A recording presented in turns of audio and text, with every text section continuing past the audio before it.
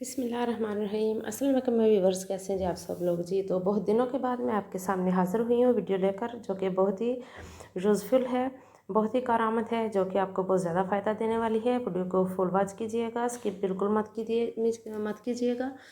सबसे पहले तो ये मैं बनाने लगी हूँ एक डेकोरेशन पीस DIY बनाने लगी हूँ, जो कि घर में पड़े हुए बेकार सी चीज़ों से मैंने बनाया है। ये स्टोन्स आपको कहीं से मिल जाएंगे। मेरे घर के पास रेलवे लाइन है, तो मेरे पास तो ये वाफर मिकदार में मौजूद है। मैं जब चाहूँ तो स्टोन्स वहाँ से ले सकती हूँ। मुझे बिल्कुल भी ये बाई करने की ज़रूरत नहीं पड़ती। बिल्कुल रेलवे लाइन के सामने मेरा घर है। तो मैंने सोचा कि चलें आज आपके साथ ऐसी वीडियो शेयर करूँ कि जो कि ज़ीरो कॉस्ट हो और आप का एक पैसा भी खर्च ना हो। और पेंट वगैरह भी आप के बच्चे अगर स्कूल गोइंग हैं तो पेंट वगैरह भी आपके घर में ज़रूर पड़े होंगे। अगर नहीं भी हैं तो आप एक दफ़ा जो पेंट बाय कर लें तो फिर काफ़ी अर्सा तक जो मुख्तलिफ़ चीज़ों में यूज़ हो जाते हैं। सबसे पहले मैंने सिल्वर का कलर कर लिया था इन स्टोन्स के ऊपर, और अब मैं रेड कोट कर रही हूँ इनके ऊपर। देखने में भी आप देख सकते हैं कि कितना ये खूबसूरत लग रहे हैं, क्योंकि इसका जो रेड कलर है ये हर आंख को बहुत अच्छा लगता है। खुसूसन लेडीज़ को तो रेड कलर बहुत ज़्यादा पसंद होता है, तो इसलिए मैंने भी बस ये सोचा कि आज रेड और ब्लैक का इसका कंट्रास्ट बनाती हूँ। और इस तरह सारे स्टोन्स के ऊपर मैंने रेड कलर कर लिया है। और जब ये डेकोरेशन पीस बनकर तैयार होगा आप देखेंगे तो आपको बहुत ज़्यादा अच्छा लगेगा। और अगर आप मेरे चैनल पर न्यू हैं तो प्लीज़ चैनल को सब्सक्राइब कर दें, वीडियो को लाइक कर दें, अपने प्यारों में शेयर भी कर दें। ज़िंदगी की छोटी छोटी इन्हीं खुशियों से हम अपने घर को, अपने दिल को इतना पुरस्कून रख सकते हैं कि आप सोच भी नहीं सकते कि जब हम ये काम करते हैं तो हमारे दिल को कितना आराम मिलता है।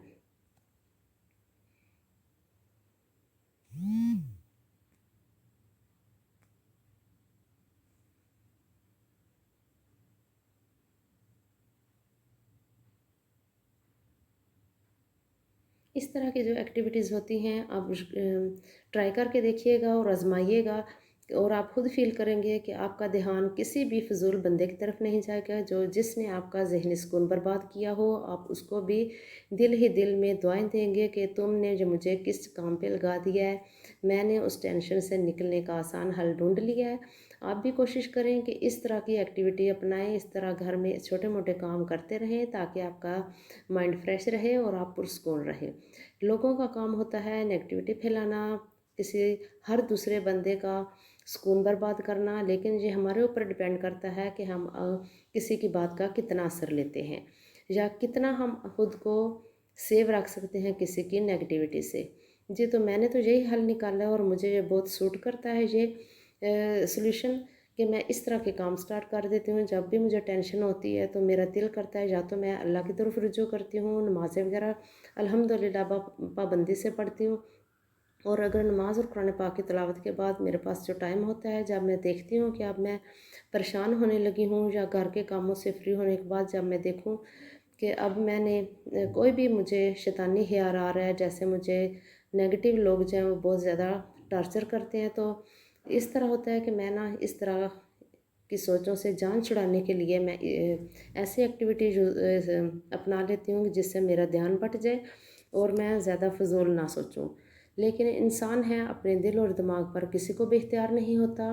ख्यालात आते रहते हैं, सोचें परेशान करती हैं, लेकिन उनका हल भी अल्लाह ताला ने हमें बताया है कि इंसान का अपने ऊपर इख्तियार होता है, वो शैतानी वसवसों, ख्यालात और जहनी दबाव से कैसे निकल सकता है। आप मुझसे ज़्यादा समझदार हैं, बहुत ज़्यादा मैं पढ़ी लिखी नहीं हूँ, बहुत ज़्यादा कोई मैं इस्लामी स्कॉलर नहीं हूँ, लेकिन एक बात का मुझे 100% यकीन है कि जब हम अल्लाह की तरफ रुजू करते हैं परेशानी के आलम में, तो अल्लाह हमें कभी भी मायूस नहीं करता, ना ही हमारी दुआ को कभी वो रद्द करता है जो कि सिद्ध के दिल से मांगी जाए।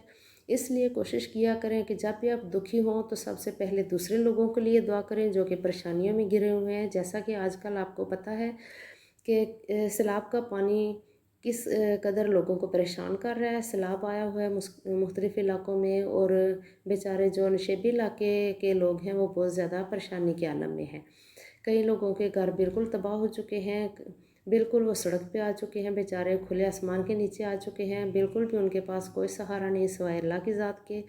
तो मेरी आपसे रिक्वेस्ट है, प्लीज़ ऐसे लोगों की माली हेल्प भी करें और उनको अपनी दुआ में याद भी रखें ताकि अल्लाह ताला जल्दी जल्दी उनको अपने घर में वापस रहने की तौफीक अता फरमाए, उनको घर जैसी नेमत दोबारा दे।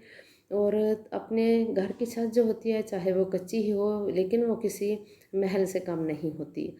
आपने सुना होगा कि इंसान के पास चाहे अपनी, वो क्या कहते हैं, पंजाबी के कहावत है कि अपना भावें कक्खां दा घर भी होवे ना, होवे अपना, सिर ते छत अपनी होवे, ते ओह बेकार बंदे कोल पुछो कि ओहदे वास्ते कितनी वड्डी नेमत है। वो किसी महल तो कम नहीं है, किसी ताज महल तो कम नहीं है। और ਇਹ ਗੱਲ ਜਿਹੜੀ ਹੈ 100% ਸਹੀ ਹੈ ਕਿ ਆਪਣੀ ਛੱਤ ਆਪਣੀ ਹੁੰਦੀ ਹੈ। ਕਿਰਾਏਦਾਰ ਜਿਹੜੇ ਨੇ ਰੁੱਲ ਜਾਂਦੇ ਨੇ ਵਿਚਾਰੇ, ਜ਼ਲੀਲ ਹੋ ਜਾਂਦੇ ਨੇ। ਔਰ ਫਿਰ ਜਿਸ ਵਕਤ ਇਸ ਤਰ੍ਹਾਂ ਦਾ ਮਾਹੌਲ ਬਣਿਆ ਹੋਵੇ, ਸਲਾਬਜ਼ਦਾ ਇਲਾਕੇ ਜਿਹੜੇ ਨੇ ਉਹ ਆਫਤਜ਼ਦਾ ਇਲਾਕੇ ਕਰਾਰ ਦਿੱਤੇ ਜਾਂਦੇ ਨੇ, ਔਰ ਉਹ ਵਿਚਾਰੇ ਕਿਤਨੇ ਪਰੇਸ਼ਾਨ ਹੁੰਦੇ ਨੇ, ਇਹਦਾ ਸਾਨੂੰ ਅਸੀਂ ਤਸੱਵਰ भी नहीं कर सकते। खैर, अल्लाह ताला जब मुसीबत डालता है तो हौसला भी आ जाता है और सूझबूझ भी बहुत ज़्यादा तेज़ हो जाती है। मेरी आपसे दोबारा यही रिक्वेस्ट है कि प्लीज़ अपने इस तरह के मुसीबत ज़्यादा बहन भाइयों की हेल्प भी करें और उन्हें दुआ में भी याद रखें।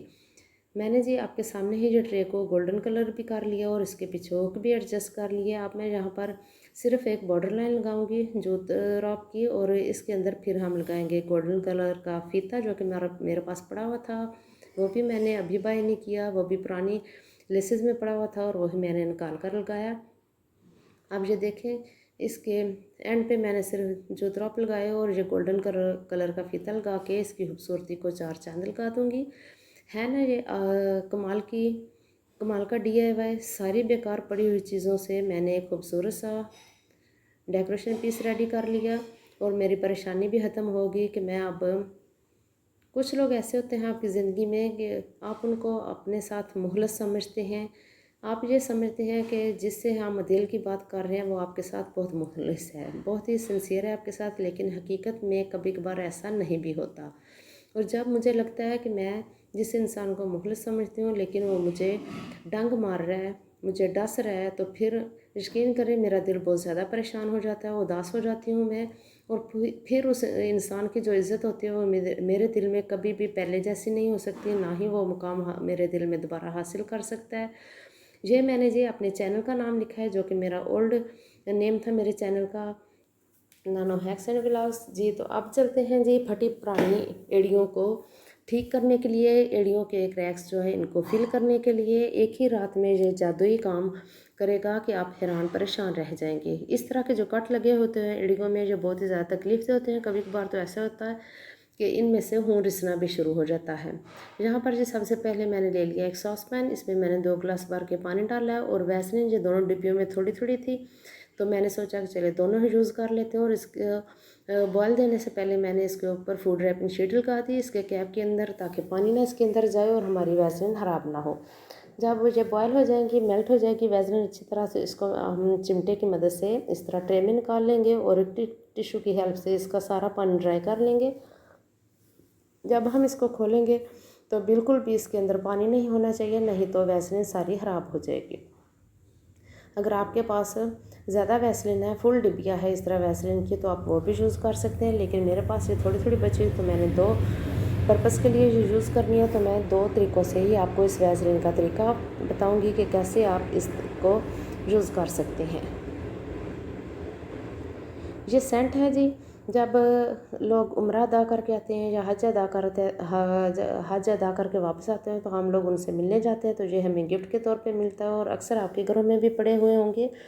और इसको अगर आप इस तरह वैसलीन में ऐड करके अच्छी तरह से मिक्स कर लें तो आप यकीन करें कि जब आप इस वैसलीन का इस्तेमाल करेंगे तो एक भीनी भीनी सी खुशबू आपको बहुत ज़्यादा अच्छी लगेगी, फ्रेश फील करेंगे आप, क्योंकि वैसलीन की अपनी खुद की तो कोई इतनी खुशबू नहीं होती, लेकिन अगर हम इसमें कोई भी खुशबू ऐड कर लें तो इसका काम और इसकी खुशबू और इसका लगाना हमें अच्छा लगता है।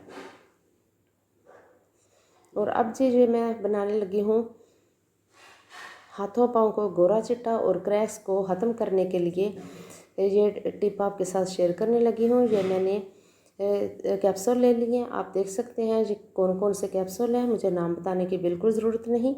इस तरह मैंने एक एक कैप्सूल इसमें ऐड कर लिया है और इसको हमने अच्छी तरह से मिक्स कर लेना है। और याद रखिएगा कि आपने इस तरह आइसक्रीम स्टिक से ही इसको मिक्स करना है, ना ही आपने स्टील का चम्मच यूज़ करना है और ना ही प्लास्टिक का, नहीं तो इसका रिज़ल्ट बिल्कुल भी अच्छा नहीं आएगा।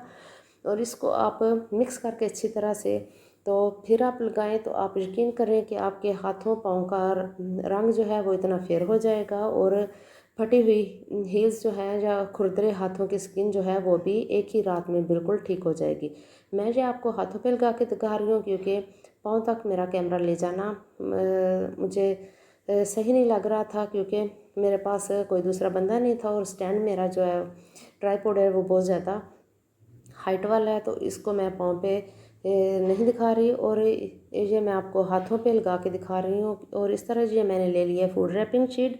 आप ये सारा तरीका पाँव पे और हाथों पे सेम तरीका ही यूज़ करेंगे तो आपको बहुत अच्छा रिज़ल्ट मिलेगा। फूड रैपिंग शीट मैंने हाथ पे लपेट लिया। आप इसको ओवरनाइट भी रख सकते हैं और अगर आप दिन में लगाना चाहते हैं तो आधे घंटे के लिए 30 मिनट्स के लिए इसको शीट के साथ लपेट कर पाँव को रखें। तो जब आप शीट खोलेंगे तो आप यकीन करिए पाँव और हाथों की स्किन इतनी सॉफ्ट हो चुकी होगी, इतनी बच्चों जैसी स्किन हो जाएगी कि आपको यकीन नहीं आएगा।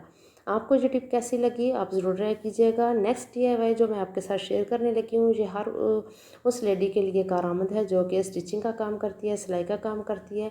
और आपको पता है कि जब हम सिलाई का काम करते हैं तो हमें सेफ्टी पिन्स की बहुत ज़्यादा ज़रूरत होती है कपड़ों को एक जगह सेट करने के लिए। तो हम हर बार ये होता है कि सेफ्टी पिनें ढूंढते रहते हैं, बहुत ज़्यादा परेशानी का सामना करना पड़ता है। लेकिन आज से आपकी ये परेशानी भी मैं ख़त्म करने लगी हूँ। इस तरह बॉटल के कैप को बिल्कुल भी ज़ाया मत कीजिएगा। आपने किसी भी कोक या पेप्सी के जो बॉटल के जो कैप होते हैं वो ले लेने और इसमें ग्लू गन जो है वो अच्छी तरह से फिल कर देनी है। अब आप इसमें अपनी सारी सेफ्टी पिन लगाएं और आराम से अपने काम करने के दौरान इनका इस्तेमाल करें, ना ही ये गिरेंगी और ना ही आपको परेशानी का सामना करना पड़ेगा। सारी पिन्स को मैंने इसमें सेट कर लिया है, बहुत आसानी से ये लग भी जाती हैं और निकल भी जाती हैं। अब जी इसकी हैंग करने का तरीका मैं आपको बताऊंगी। इसकी कैप के बैक साइड पे मैंने थोड़ी सी ग्लू गन लगा ली और ये पुरानी पोनी मेरे पास रबड़ बैंड पड़ा हुआ था, यही मैंने इस पर फिट कर दिया है। अब जहाँ पर आप सिलाई का काम कर रहे हैं अपने टेबल पर, अपने कटिंग टेबल जो है आपका वो वाला या सिलाई टेबल जिस पे आपने मशीन रखी हुई उसके साथ ही आप इसको हैंग कर लें और बहुत ही आसानी से आप इस तरह पिन का यूज़ कर सकते हैं। मेरे हाथ पे काम करते हुए पिन ने एक चीज़ लग गई थी, काउंटर एक साइड से लग गया था।